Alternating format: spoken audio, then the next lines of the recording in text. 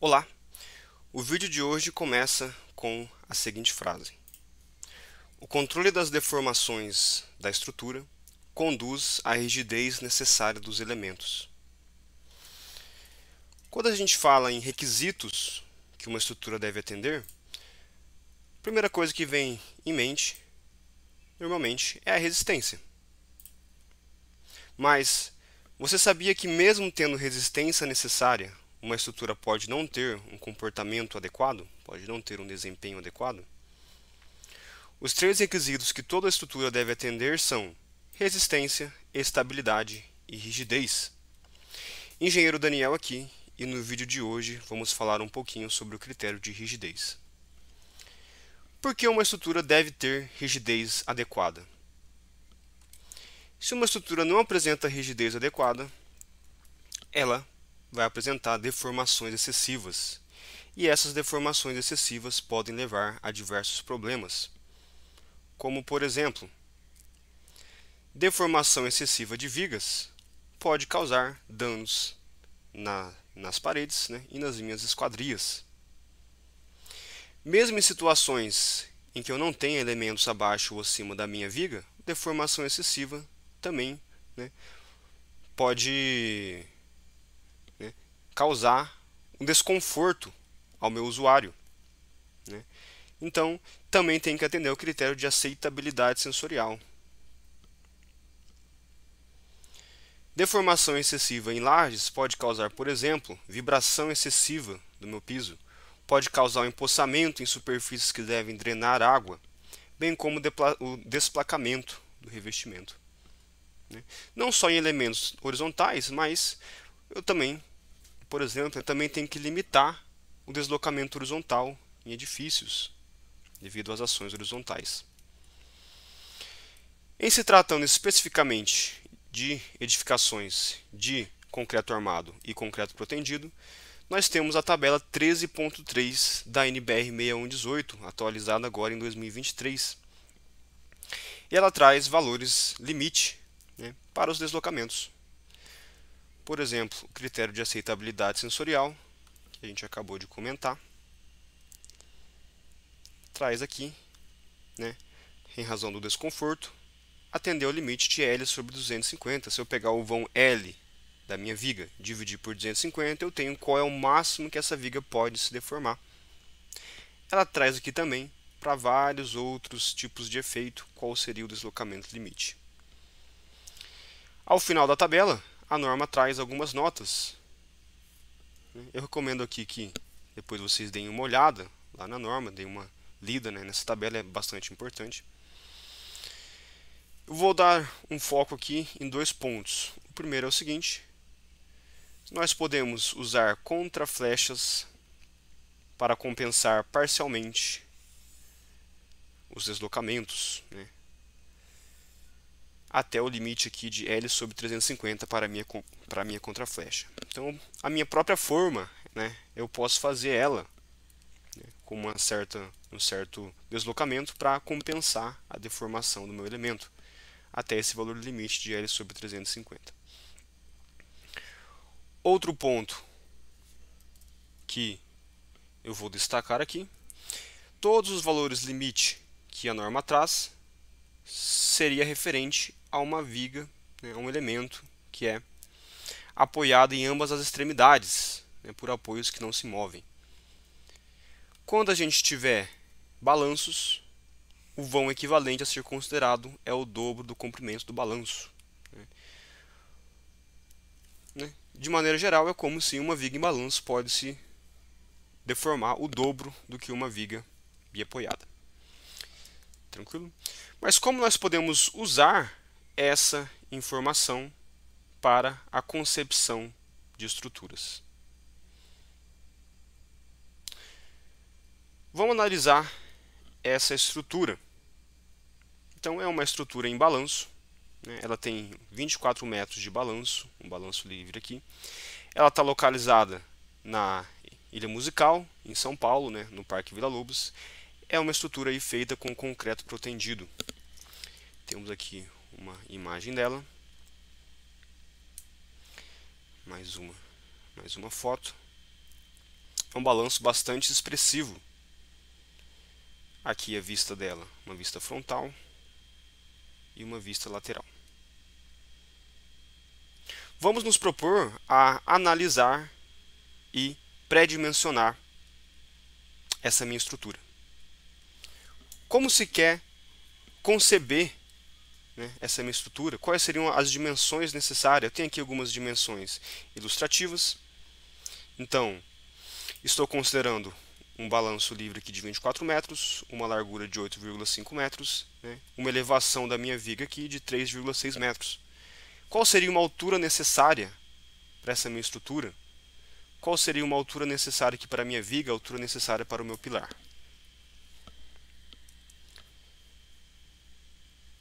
E aí? Por onde começar? Vou começar aqui, né, escolhendo o meu material. Então, qual material eu vou utilizar para essa minha estrutura? Tal como ela foi construída, vou adotar o concreto. Primeira coisa para a gente definir qual concreto eu vou utilizar, né? A especificação básica do concreto e a resistência dele. Então, qual a resistência do concreto? Então, eu vou adotar o meu material. Vou lá na tabela 7.1 da NBR 6118. Ela traz o seguinte: em função da classe de agressividade do meu ambiente, ela traz qual a resistência mínima que o meu concreto armado tem que ter e o meu concreto protendido tem que ter, resistência mínima à compressão, para garantir a durabilidade da minha estrutura. Vou adotar aqui a classe de agressividade ambiental 2, que seria um ambiente urbano. Se eu for utilizar uma estrutura em concreto armado, a gente vai ter aqui, temos que utilizar pelo menos um concreto com uma resistência característica à compressão, um FCK de 25. Se a gente for utilizar um concreto protendido, pelo menos 30 MPa de resistência à compressão. Então está aqui, para o concreto armado e para o concreto protendido. Adotada a resistência, nós podemos ir lá no item 8.2.8 da mesma norma, NBR 6118, e podemos estimar qual vai ser a rigidez axial do meu material, no caso o módulo de elasticidade secante, que é o valor que a gente usa, né, para fazer análises elásticas do meu elemento, em função da resistência à compressão. Então eu já coloquei aqui o valor, módulo de elasticidade secante para o FCK 25 e para o FCK de 30. Então para o concreto armado e para o concreto protendido. Próximo passo, levantar as ações que vão estar atuando na minha estrutura ao longo da vida útil dela. As principais ações a ser consideradas são a sobrecarga variável, que a norma também chama de cargas acidentais. Basicamente são as cargas de uso e ocupação da minha estrutura. Temos o peso próprio da minha estrutura, o peso próprio dos meus elementos estruturais. Temos uma sobrecarga permanente, que é o peso dos outros elementos que compõem, né, a minha obra. E a força devido ao vento.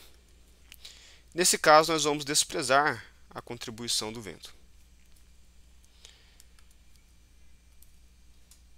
Na tabela 10 da NBR 6120, nós podemos retirar o valor da sobrecarga variável.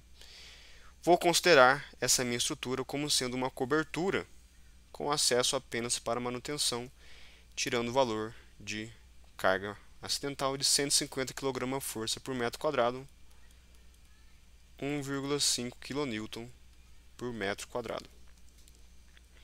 E o peso próprio? Qual o peso próprio da minha estrutura?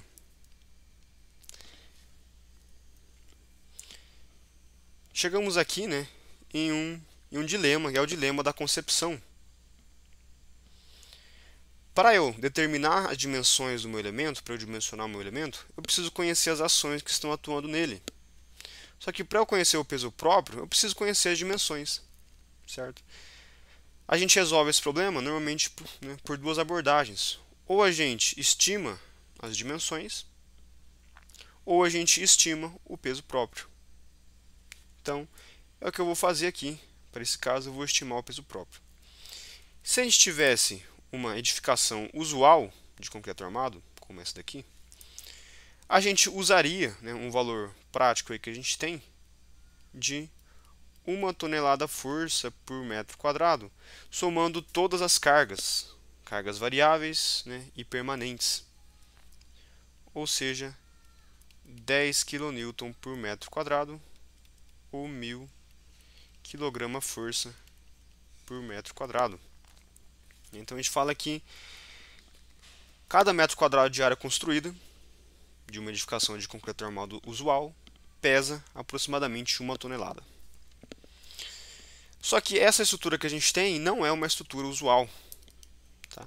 A gente poderia partir desse chute inicial, só que eu já vou dar aqui um chute inicial mais certeiro. Falei aqui que a nossa estrutura vai pesar aproximadamente 3 vezes uma estrutura usual. Então, 3.000 kg força por metro quadrado, 30 kN por metro quadrado. Chegamos então, somando o peso próprio com a sobrecarga variável, chegamos em 31,5 kN por metro quadrado. Vamos para o próximo passo aqui, analisar a minha estrutura. Já temos as cargas, então vamos analisar inicialmente o comportamento isolado dessa minha viga. Já chegamos na conclusão, então, distribuído aqui por área na minha viga, qual a carga total que está atuando.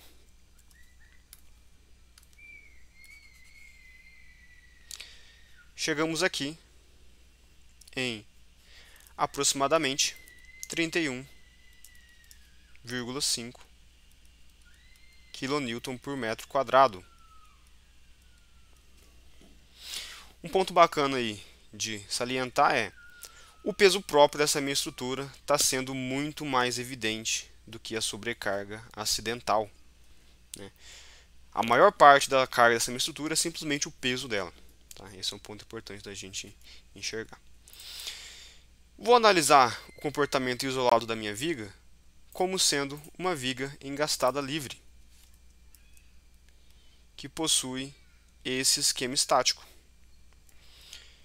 Preciso aplicar então aqui a minha força, né, de forma linearmente distribuída, ao invés de distribuída por área. Vou fazer o seguinte então. Para eu conseguir fazer isso, a ideia central é multiplicar essa força distribuída por área pela largura de influência dela, para eu conseguir transformar uma força linearmente distribuída. Essa força está distribuída em uma largura de 8,5 metros. Então, a minha força característica linearmente distribuída vai ser igual a 31,5 kN por metro quadrado vezes a minha largura de influência de 8,5 metros. A gente vai chegar aqui numa força linearmente distribuída, 31,5 vezes 8,5, de 267,75 kN por metro. Já temos o esquema estático da minha viga, nós já podemos analisar, né, esse esquema estático, realizar então a análise estrutural. Está aqui o esquema estático, considerei de maneira simplificada aqui o balanço livre, né, de 24 metros. Poderíamos resolver esse esquema estático na mão, mas já peguei aqui tabelado. Para esse esquema estático, quais seriam os esforços, né, reações de apoio, e também trouxe aqui em termos de deformação.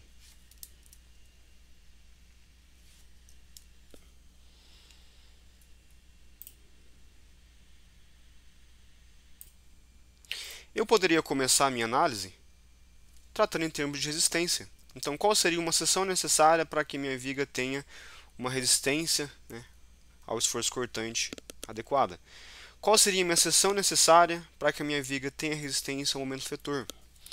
Só que, né, eu vou analisar em termos de rigidez. Certo? Vou começar a minha análise, então, tratando em termos de rigidez. Vou fazer a análise, então, dessa minha viga, pensando em termos aqui que eu vou controlar as minhas deformações. Controlar as minhas deformações. Poderia adotar, inicialmente, aquele limite que a gente viu de aceitabilidade sensorial. Para esse pré-dimensionamento, eu vou ser um pouquinho mais rigoroso, vou adotar a deformação limite de L sobre 350, ao invés de 250. Para balanços, a gente sabe que a gente pode se deformar ao dobro em relação ao vão do meu balanço. Então, para balanço, seria L sobre 175. Né? É a deformação limite. O que eu quero, então, para controlar a minha deformação é que a minha deformação máxima seja menor do que a minha deformação limite. A minha deformação limite, então, é L sobre 175. Para essa minha viga, quando ela se deformar, vai ser mais ou menos desse tipo, a deformada. Ela vai ter uma deformação máxima, certo? Temos aqui resolvido a deformação máxima elástica, certo? Então essa viga vai ter deformação máxima elástica de PL na quarta sobre 8EI. Vou começar fazendo aqui minha análise para o concreto armado. Se eu for utilizar o concreto armado, qual a principal característica do concreto armado quanto à deformação, certo? O concreto armado ele fissura. Mesmo para ações relativamente baixas, ele vai fissurar, ou seja, ele vai amolecer, a seção ela perde rigidez, certo? Levando em conta esse efeito, para um pré-dimensionamento, é usual a gente falar que a deformação máxima da minha viga é aproximadamente 3 vezes a deformação elástica, certo? Então, só a gente substituir. A deformação máxima tem que ser menor do que a deformação limite. A deformação máxima vai ser 3 vezes a deformação elástica. A deformação limite já definimos aqui como L sobre 175. A deformação elástica, para aquele esquema estático, é PL na quarta dividido por 8EI. Tem que ser menor do que L sobre 175. Temos o valor da força, o comprimento, o módulo de elasticidade do material, só fica aqui em função do momento de inércia da seção transversal. Vou substituir os valores, vou utilizar aqui, vou padronizar as unidades de kN e metro. Então a força distribuída, 267,75 kN por metro. O balanço, considerei então de 24 metros elevado à quarta, dividido por 8 vezes o módulo de elasticidade para o concreto armado. Adotamos a resistência de 25, módulo de elasticidade, 29 vezes 10 na sexta kN por metro quadrado. 29 vezes 10 na sexta kN por metro quadrado, vai ficar aqui o momento de inércia. Isso aqui tem que ser menor ou igual a 24 metros dividido por 175. Isolando o momento de inércia, nós chegamos que, para que a deformação máxima da minha viga, considerando já aí a fissuração e a fluência, não ultrapasse o meu limite, o meu momento de inércia deve ser de pelo menos 8,35 metros na quarta. Considerando uma seção retangular, nós sabemos que o momento de inércia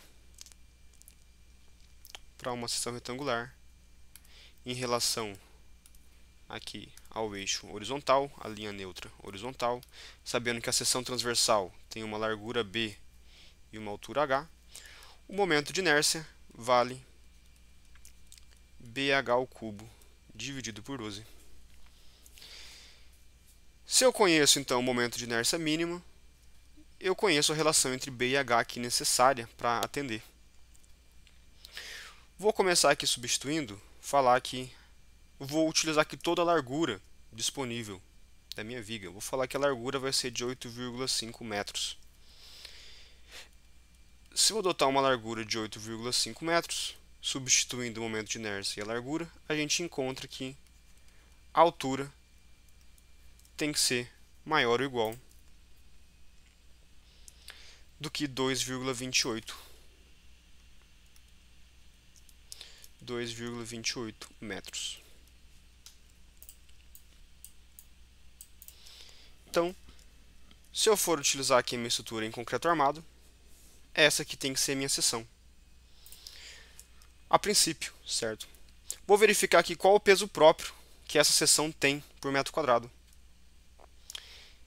Eu sei que a densidade aparente do concreto armado, é de 2.500 kg/força por metro cúbico. O peso próprio característico, vou pegar essa densidade e vou multiplicar pela espessura, né, do meu elemento, seria no caso aqui a altura da minha viga.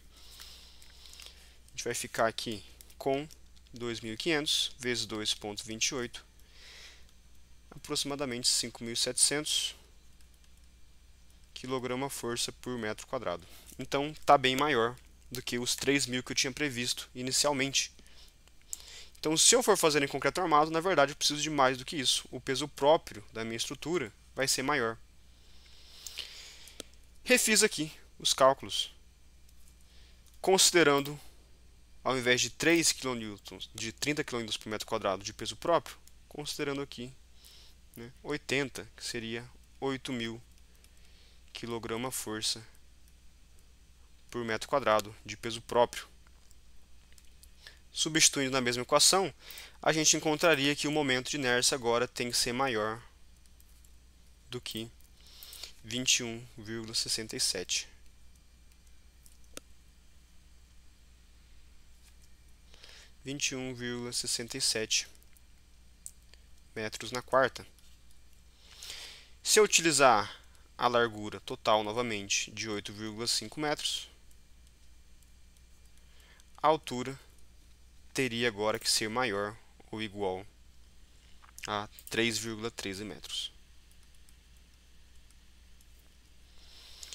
Calculando aqui novamente o peso próprio característico, chegaríamos aí em aproximadamente 7.820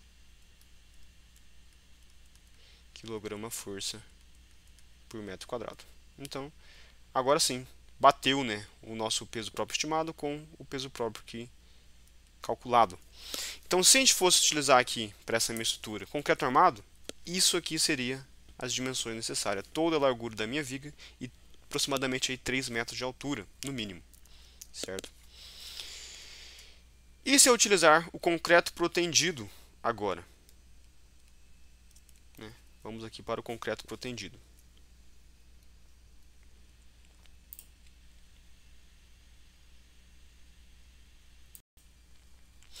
A ideia central do concreto protendido é aplicar uma compressão prévia no meu elemento, com o intuito de eliminar as tensões de tração que estão acontecendo no meu elemento.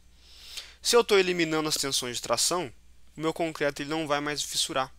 Se o meu concreto ele não vai mais fissurar, ele não vai perder a rigidez, certo? Então, de maneira aproximada, eu vou considerar que a deformação máxima, considerando o concreto protendido, vai ser aí aproximadamente a deformação elástica. Então, essa é uma das principais vantagens do concreto protendido. Substituindo, então, sabendo que para controlar a deformação máxima tem que ser menor ou igual do que a deformação limite, Considerando então o concreto protendido, a máxima é a própria deformação elástica, PL na quarta, dividido por 8EI. Isso aqui tem que ser menor do que L sobre 175. Substituindo os valores, né, lembrando que o módulo de elasticidade agora vai ser diferente para o concreto protendido, a gente pegou uma resistência um pouco maior. Substituindo, já vou colocar aqui o valor final. O momento de inércia tem que ser maior ou igual do que 2,51 metros na quarta. Novamente, seguindo a mesma ideia, considerando a minha seção retangular,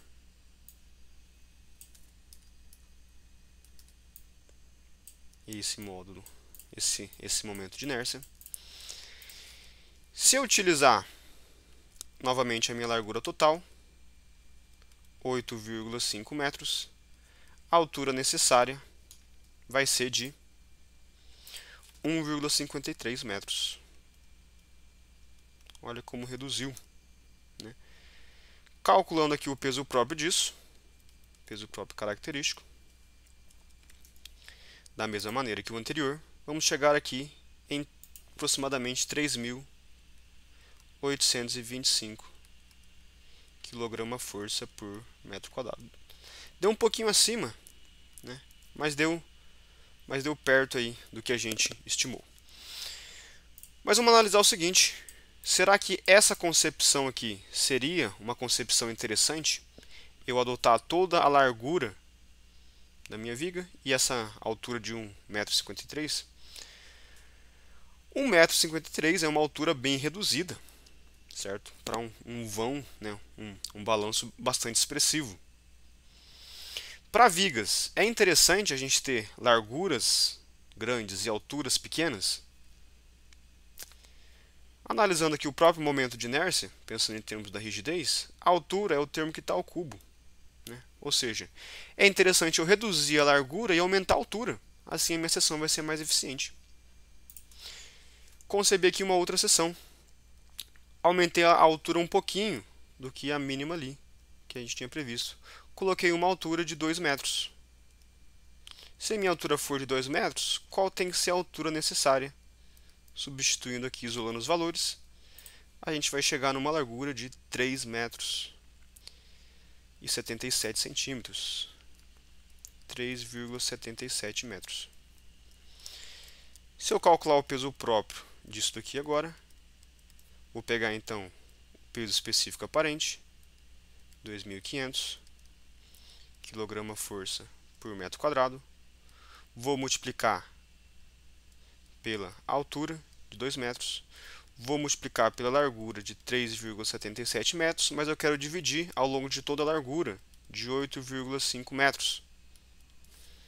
A gente vai chegar aqui aproximadamente 2.220. Aproximadamente 2.220 kgf. Então, essa seção ela tem a mesma rigidez do que a primeira, só que perceba que a gente tem a mesma rigidez, só que com um peso próprio bem mais reduzido, certo? Só de aumentar um pouquinho a altura. Então, essa aqui é algo bacana. Uma largura de 3,77. Só que a minha estrutura, na verdade, né, o volume arquitetônico, tem uma largura de 8,5 metros. Como que eu posso dispor isso? Eu posso dispor em várias vigas, certo? Então, na minha concepção aqui, eu previ 7 vigas. Então, eu vou dividir essa largura aqui em 7. 377 centímetros dividido por 7 vigas, a gente vai ter 7 vigas de aproximadamente 54 por 2 metros por 200 centímetros. Então, já temos um ponto de partida inicial, pensando no comportamento isolado da minha viga. 7 vigas de 54 por 2 metros, né, vão ter a rigidez aí, né, para controlar a deformação da minha viga isolada. Lembrando que, na verdade, essa deformação que a gente está controlando aqui, ela vai ser, né, aumentada devido ao comportamento conjunto do meu pilar, certo? É o que eu vou fazer aqui na sequência. Então essa aqui é a nossa concepção prevista. 7 vigas, né, com 2 metros de altura. Vou fazer agora o seguinte, vou analisar o comportamento em conjunto do meu pórtico, então, de cada viga se comportando com o meu pilar em conjunto. Vou analisar então um pórtico isolado, uma viga e um pilar. Para isso, eu vou pegar a força distribuída que a gente encontrou, por simplicidade eu vou manter a mesma, certo? Vou manter aqui então 31,5 kN por metro quadrado. Para eu analisar agora um pórtico isolado, eu preciso pegar aqui, a minha largura de influência vai ser aqui, esse trecho aqui, ó, o intereixo entre vigas, certo? Sabendo que a minha estrutura tem 8,5 metros de largura e eu vou ter aqui 7 vigas, é só eu dividir por 6, é o espaçamento, vai dar aqui aproximadamente 1,42 metros. Se eu multiplicar a força distribuída por área pelo intereixo, eu vou ter agora aqui, que é a minha largura de influência, eu vou ter o esquema estático de cada um dos pórticos. Considerando o meu pilar engastado, a força linearmente distribuída em cada pórtico,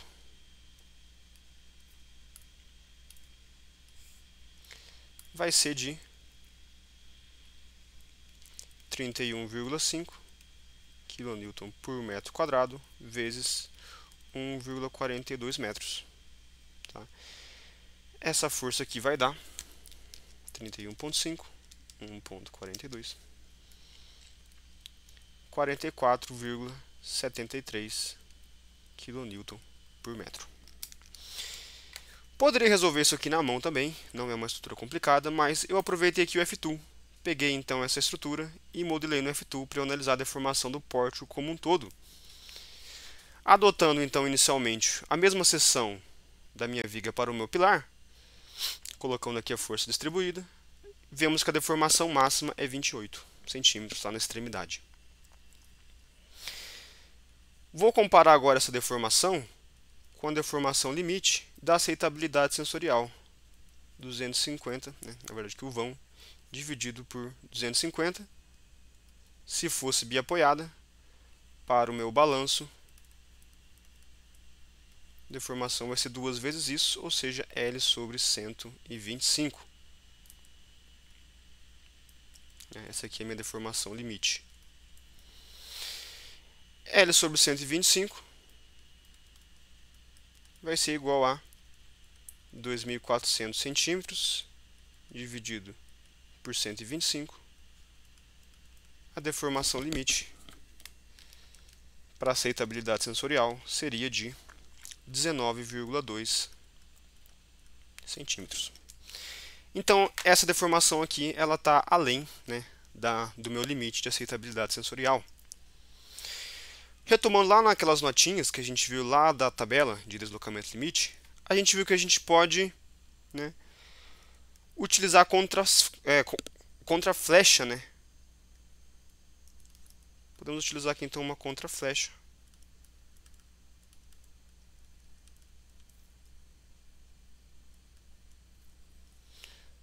Para essa minha deformação. Lembrando que a contra-flecha máxima que a gente pode utilizar vai ser de L sobre 350. Substituindo ali também 2.400 por 350. A gente poderia aplicar uma contra-flecha aqui para compensar parcialmente a deformação de 8,5 centímetros. Se eu subtrair aqui a deformação da minha contra-flecha, ainda assim a gente vai ficar com 21,2 centímetros, que ainda está acima do meu limite, certo? A partir daqui, então, seria interessante a gente analisar, né, modificar um pouco, aumentar um pouco mais a rigidez da minha estrutura, analisar qual elemento compensaria mais, né, eu aumentar a dimensão. Na minha concepção aqui, visando, né, manter a altura dos meus elementos reduzida, eu aumentei um pouquinho a largura. Então, ao invés de 54, coloquei aqui 65 centímetros de largura, chegando aqui numa deformação total de 24. Aplicando a contra-flecha, a gente fica dentro da deformação limite, 17,2 centímetros. Perceba que, se a gente volta lá naquela fotinha da estrutura, essa foto aqui, isso fica bem nítido, a gente consegue perceber essas regiões, né? Demonstrando aí que nossa concepção estrutural ficou perto aí, né, do que foi construído, do que a gente pode observar aqui da foto. A partir de agora, seria dar continuidade na nossa análise, analisar a questão de resistência, certo? Quantos cabos de proteção eu precisaria, né? Qual seria um traçado bacana para esses nossos cabos? Tranquilo? Basicamente, então, no vídeo de hoje nós vimos que o controle da rigidez das minhas estruturas pode ser uma ferramenta muito útil para a concepção estrutural, certo? Se alguém tiver alguma dúvida, alguma sugestão, né, alguma crítica, se eu tiver falado alguma coisa errada aqui, pode ficar à vontade aí para dizer nos comentários, certo? Eu vou me retratar. Mas, do mais seria isso. Se você gostou aí do vídeo, não esquece de deixar o seu like, de se inscrever. E até a próxima.